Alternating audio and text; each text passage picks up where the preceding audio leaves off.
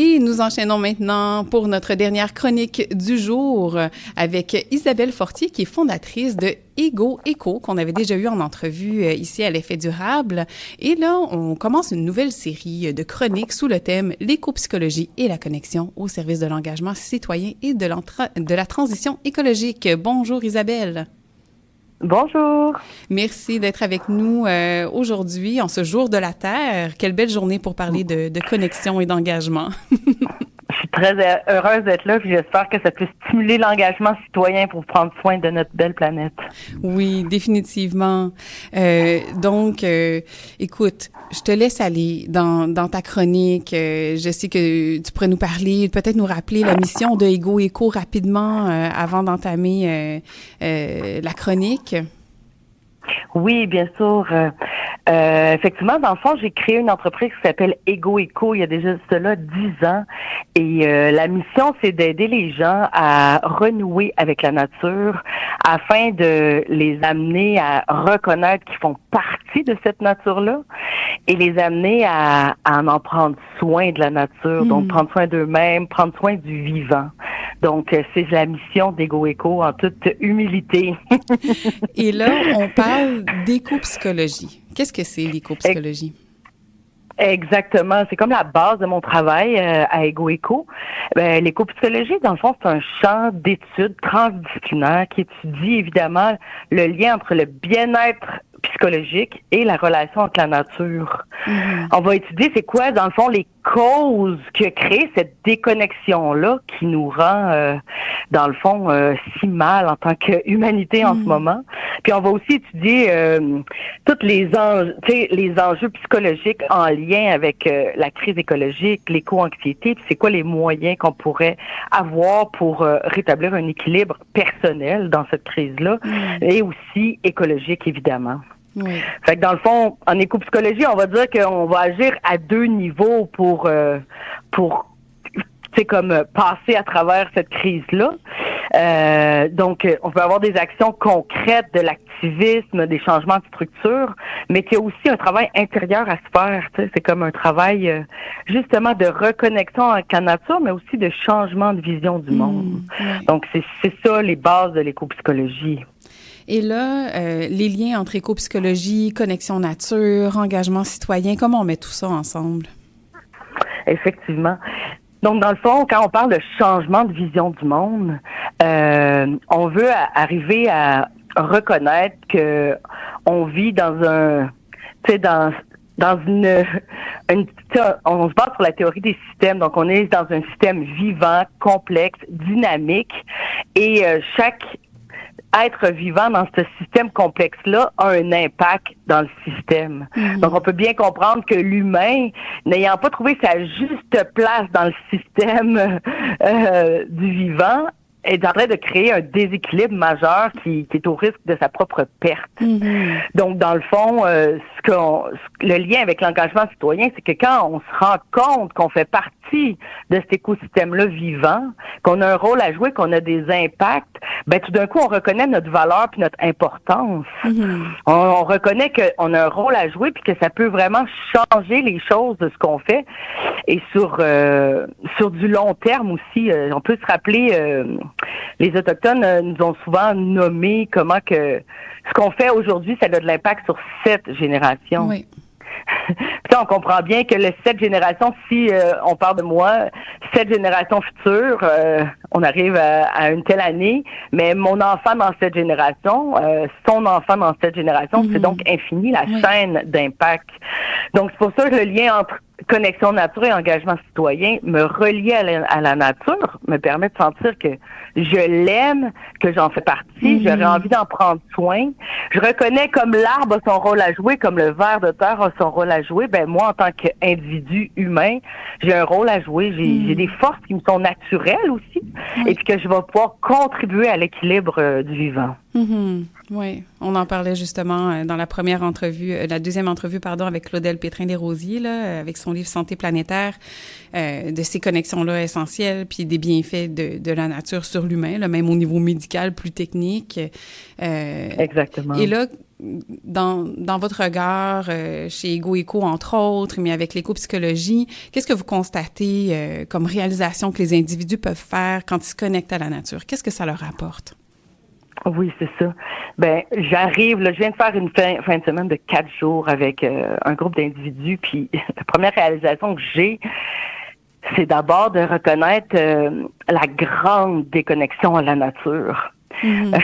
À Ego Eco, on a des exercices qui sont tout simples où, par exemple, je vais demander aux gens d'aller observer un élément de la nature, mais pendant 5 minutes, dans le détail, dans sa forme, dans sa couleur, dans ses interactions. Et là, tout d'un coup, les êtres humains qui vivent ça, tout d'un coup, il y a comme une révélation de la beauté de la nature, de sa complexité, de la joie de la découverte, de la reliance. Fait que c'est vraiment grand l'effet que ça fait. Et il y a vraiment, tu sais, c'est comme cette déconnexion à la nature-là, c'est qu'elle nous crée vraiment un stress, elle crée de l'anxiété, elle crée une perte de sens. Fait que la reconnexion avec la nature, tu sais, c'est dans le concret, dans sortir dehors, comme votre autre invité disait, sortir dehors 20 minutes par jour, c'est prouvé de façon médicale que c'est un des autres piliers de la santé. Mais c'est aussi l'importance de la transformation intérieure de notre vision du monde qui va venir soutenir le sens. Parce qu'on est aussi, ce que je vois quand je fais des groupes aussi, c'est je vois vraiment cette perte de sens-là. Les gens sont en perte de sens, sentiment d'isolement, tu sais, comme surmenage, la quantité de burn-out qu'on voit. Ce qu'on veut, c'est que la nature c'est notre miroir. Comment qu'on peut la regarder puis comprendre que, en tant qu'humain, on devrait suivre les cycles de la nature aussi, puis que c'est normal d'avoir des temps de repos puis des temps d'action. Puis ça, socialement, c'est pas ça qu'on nous dit. Il faudrait toujours être en performance, productivité. Oui. Donc, c'est pour ça que c'est un changement intérieur aussi qui est nécessaire pour la transition écologique. Parce que j'ai besoin de, tu sais, le capitalisme, le patriarcat, je l'ai introjecté à l'intérieur de moi, là. Quand même je suis contre, j'ai souvent des mécanismes automatiques qui démontrent que j'ai introjecté ça à l'intérieur, tu sais. Donc, il faut d'abord que je sois capable de le voir, de le reconnaître, puis là, d'avoir du pouvoir dessus, hein, tant que je le vois pas, tu sais. Non, ben c'est ça, de passer par la prise de conscience, puis d'accepter que c'est là. Je trouve que c'est essentiel dans le processus, puis vous le démontrez bien avec Ego Eco, là. Exactement, c'est ça. Fait que c'est vraiment un cheminement de prise de conscience de où on se trouve en tant qu'individu, en tant qu'humanité. Une fois que j'ai la prise de conscience, j'ai du pouvoir pour le changer.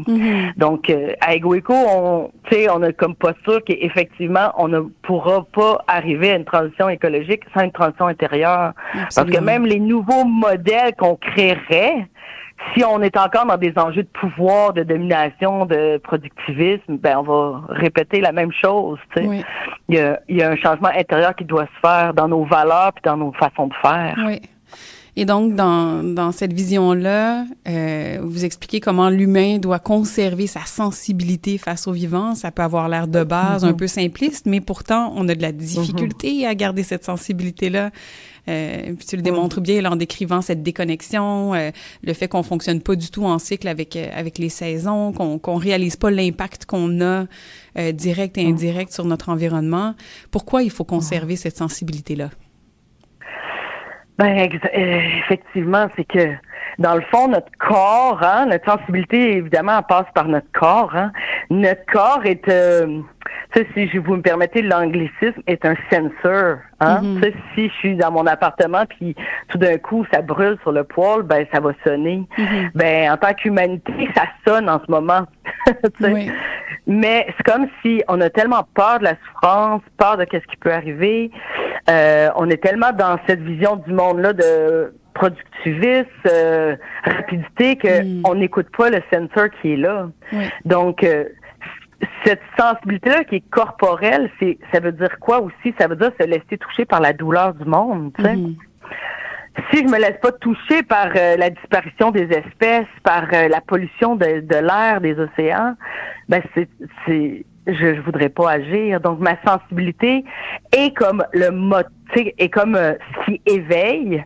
Puis la douleur, le moteur en tant qu'humain. Si je veux avoir du sens aussi, il faut que je sente que je donne une contribution au monde.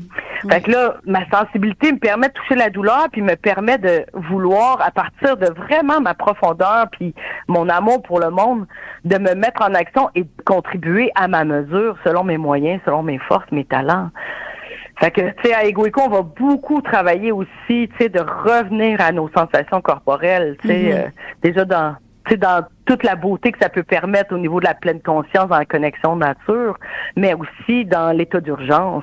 Ouais. Si j'ai pas de sensibilité, mon enfant, il vient pour se faire frapper par un auto, si je me mets à réfléchir, devrais-tu agir ou pas? J'ai-tu, tu sais, c'est trop tard. Oui.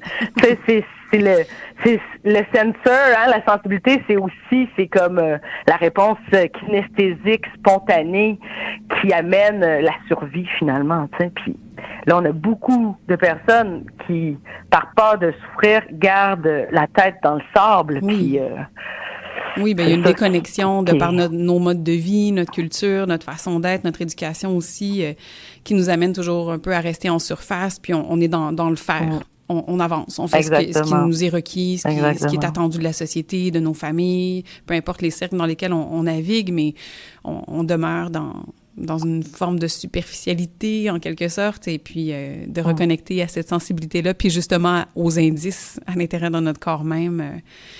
Ça devient plus difficile avec les années qui passent et les générations, mais possibilité de s'y reconnecter, absolument.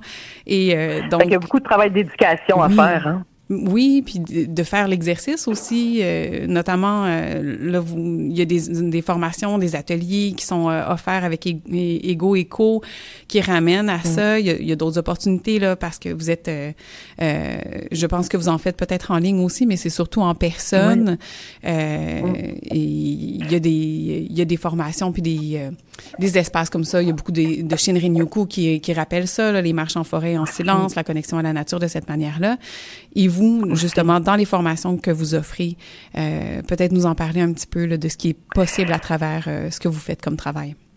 Effectivement, peut-être juste rappeler que l'éco-psychologie, c'est comme un grand chapeau qui a beaucoup d'approches d'éco-psychologie. On peut parler d'intervention par le plein air, d'éducation par la nature, d'éco-hors-thérapie. Hein, c'est tout parce qu'évidemment, c'est tout en lien à éco-psycho, hein, ce que je viens de vous nommer. Oui. Et il y a une approche particulière qui a déjà 40 ans d'existence qui s'appelle le travail qui relie, qui est comme pratiqué dans 22 pays. Donc, c'est vraiment comme un corps de travail très solide. Moi, c'est ma spécialité en éco-psychologie. Donc, j'offre des retraites. J'habite sur la ferme Sage-Terre, qui est une FUSA, c'est-à-dire une terre qui appartient à personne, qui est redonnée à elle-même. Et sur cette terre-là, tu sais, c'est symbolique qu'elle n'appartienne à personne ici, la terre. J'offre des ateliers de travail qui relient, qui, à travers des exercices très, très simples, ça nous ramène à cette reconnexion-là, à la nature, puis à notre place dans cette nature-là, partie prenante de l'écosystème. Puis ça l'amène, tu sais, Ego Eco, l'intention, c'est, tu sais, se reconnecter à soi-même, à la nature, mais pour stimuler le changement social et l'engagement citoyen. Parce que pour moi, ça ne suffit pas que de me reconnecter à la nature puis de la trouver belle. Bien sûr, c'est très important parce que je vais prendre soin de ce que j'aime. Plus je vais sortir dehors, plus je vais aimer la nature, plus je vais en prendre soin. Mais pour moi, à Ego Eco, c'est le pas de plus qui dit oui, mais qu'est-ce que je fais maintenant comme contribution? Oui, pour le passage à pour moi, si on ressort d'Ego Eco puis qu'on n'a pas un désir de contribution puis de passage à l'action pour le mieux-être du vivant, pour la transition écologique, ben moi, j'ai pas réussi mon travail. Oui. Donc, merci beaucoup. On va se retrouver justement le 13 mai pour la deuxième chronique qui va parler plus en profondeur du travail qui relie de Joanna Macy. J'ai très hâte à cette suite, mais déjà aujourd'hui avec cette première chronique, ça ne pouvait être plus adéquat avec le jour de la Terre et se rappeler l'essence de ce qui nous relie justement entre nous, puis pourquoi prendre soin, hein? C'est notre environnement, on fait partie de ce grand tout. comme tu l'as si bien exprimé. Alors, merci beaucoup pour ce vent de douceur, Isabelle Fortier. Merci beaucoup, ce fut un plaisir. Un grand plaisir et une excellente journée à toi. Merci, bye bye.